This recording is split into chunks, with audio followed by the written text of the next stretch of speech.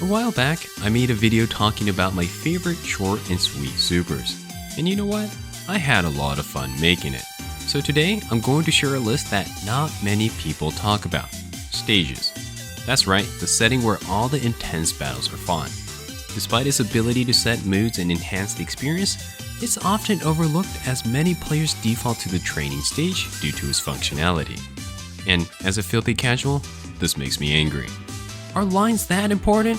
Well, I mean,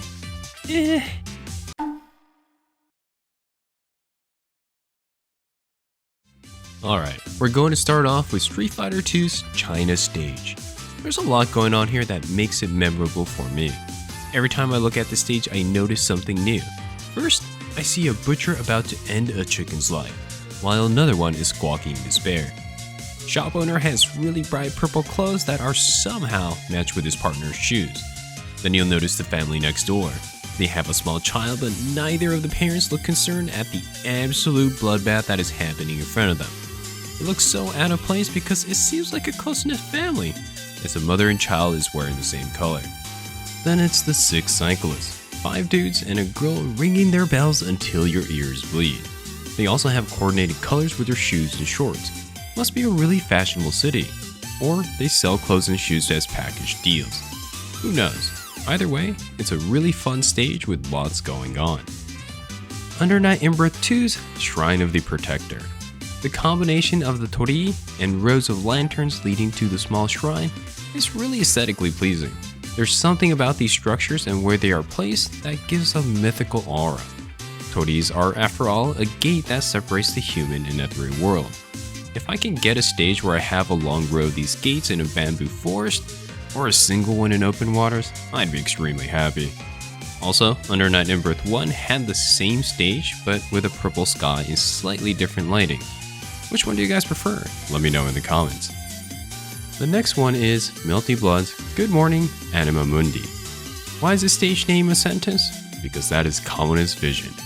Anyways, I had no idea what Anima Mundi was, so I had to look it up. According to Wikipedia, it means world soul or soul of the world in Latin. Apparently, it describes a connection between all living things, suggesting that the world is animated by a soul, much like the human body. Quite grand, don't you think? Let's see what the stage looks like. The first thing you'll probably notice is the sea of white flowers. It's simply beautiful and gives off a very peaceful vibe. It's overlooked by a moon so large that you would assume we're on another planet. And in the clouds far away above the waters, you see ominous clouds shooting lightning. It's a beautiful and mysterious place that's contrasted by the violence happening on screen. The only thing that stops it from being the perfect stage is that the flower petals won't scatter when you move around. Such a shame. I was hoping the sequel type Lumina would have a similar stage, but the closest thing we got was Magician's Night EX. Still pretty good though.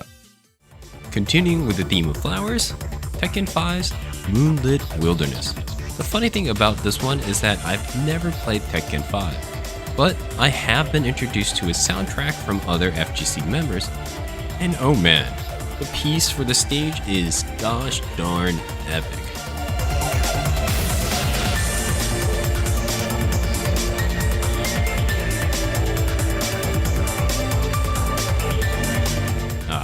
I highly recommend giving the whole thing a listen when you have a chance.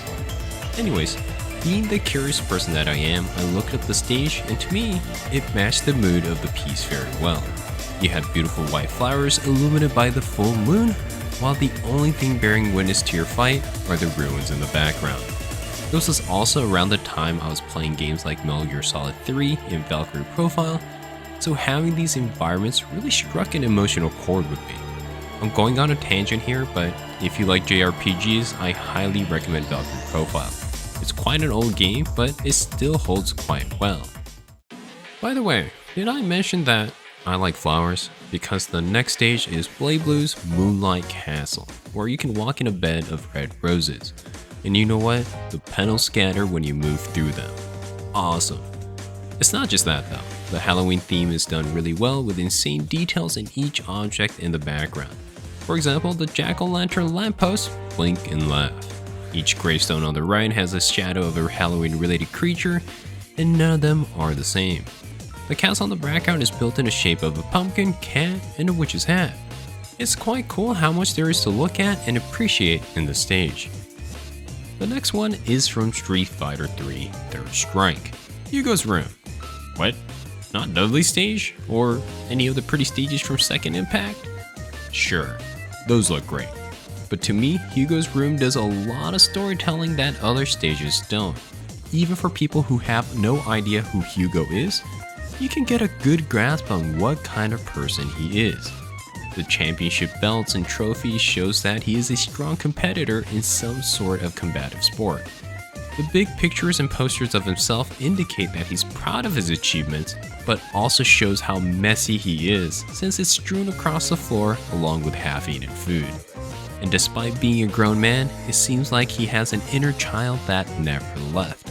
There are toys fit for an adolescent child along with a Christmas tree and a set of balloons. I think it's really awesome how a stage can give so much insight to a character's personality.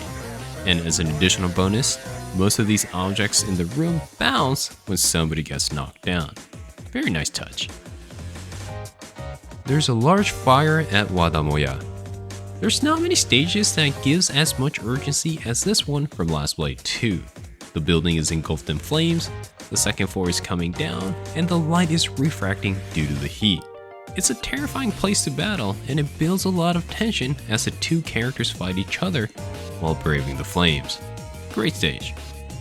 As much as I complained about training stages in the intro of this video, I have one exception, and that one is Skullgirls, because there is a hot teacher mom. I'm kidding. It's because Sonic Fox is in there. I just think it's really cool the developer honored one of their biggest fans and competitors. And what better person is there? He's been a consistent winner in majors, as well as the esports player of the year. Imagine if companies like Bandai Namco and Capcom did that with their champions. I would love to see Uma in Terry's stage, just hanging out, sitting at one of the tables in the background. And every year, a new champion joins the table. And if I were Harada, I would add a Rangchu lookalike llama in Ortiz Farm. Hehe. I cannot complete this list without Guilty Gear Xrd. I had a lot of trouble choosing one, since there are so many that look great. The splishy splashy waters of Dragonica Falls, the beautiful red rooftop of Jondok Residence, the massive battles happening in Ogre Valley. All incredibly eye-catching. But in the end, the one that won out for me is Colony, because the next best thing to flowers is falling leaves during autumn. Look, they even fly up when you walk over them. I definitely have a thing for these small effects. What makes this even better are the spots of greenery that's littered all over the place.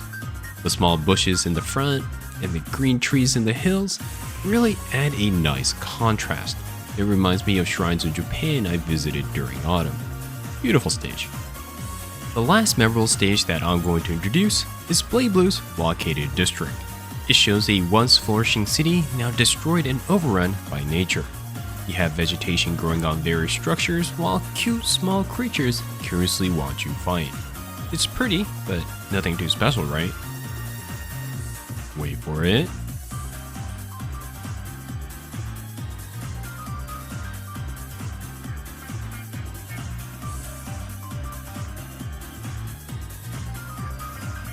Epic.